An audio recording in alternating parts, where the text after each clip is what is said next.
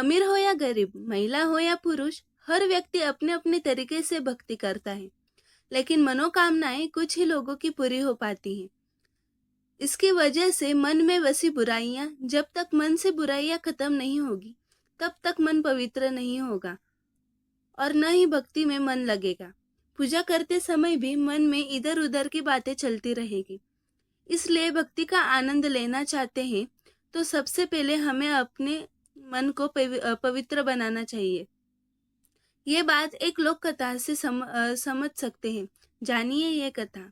किसी गांव में एक संत घर घर जाकर भिक्षा मांग रहे थे।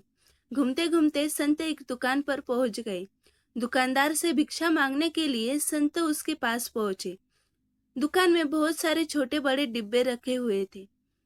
दुकान की सजावट बहुत अच्छी थी। संत उसकी दुकान देखकर बहुत प्रभावित हुए।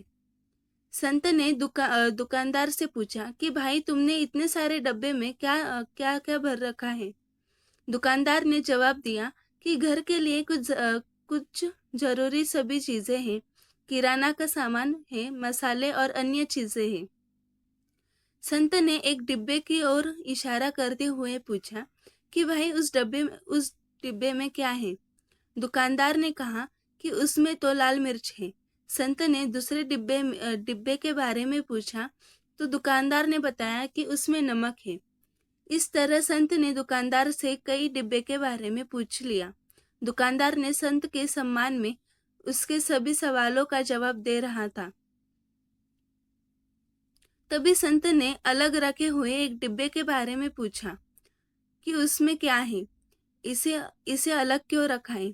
दुकानदार बोला कि उसमें राम है, इसलिए अलग रखा है। ये बात सुनकर संत हैरान हो गए। उन्होंने सोचा कि डिब्बे में राम कैसे हो सकते हैं। संत ने ये बात दुकानदार से पूछी। दुकानदार ने कहा कि जिस डिब्बे में कुछ नहीं होता, यानी जो डिब्बा खाली होता है, उसके लिए हम यही कहते हैं कि उसमें राम है। हम डिब्बे का खाली नहीं रखते हैं। हम डिब्बे को खाली नहीं कहते हैं। ये बात सुनते ही संत आश्चर्यचकित हो गए कि इस दुकान वाले ने कितनी बड़ी और गहरी बात कह दी है। जिस बात को समझने के लिए मैं इधर उधर भटक रहा हूँ, वह बात इतनी आसानी से इस व्यक्ति ने समझा दी। संत ने सोचा कि मैं तो भगवान की कृपा के लिए कब से भक्ति कर रहा हूँ, दर दर भटक रहा हूँ, लेकिन मैं बात नहीं समझ पा रहा था कि मुझे भगवान की कृपा क्यों नहीं मिल रही है।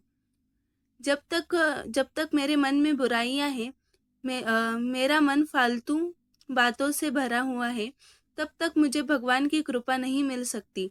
भक्ति का आनंद लेने के लिए सबसे पहले मुझे मेरे मन को खाली करना होगा, तभी उसमें भगवान आ सकेंगे। प्रसंग का संदेश ये है कि अधिकतर लोगों के मन में गुस्सा, लालच, मोह, घमंड, दूसरों के लिए जलन और गलत विचार जैसी बुराइयां हैं।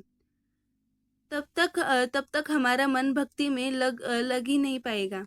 भक्ति में मन लगाना चाहते हैं तो हमें सबसे पहले इन बुराइयों को खत्म करना होगा। जब मन शांत और पवित्र हो जाएगा तो भक्ति में आनंद भी मिलेगा और भगवान की कृपा भी मिल जाएगी।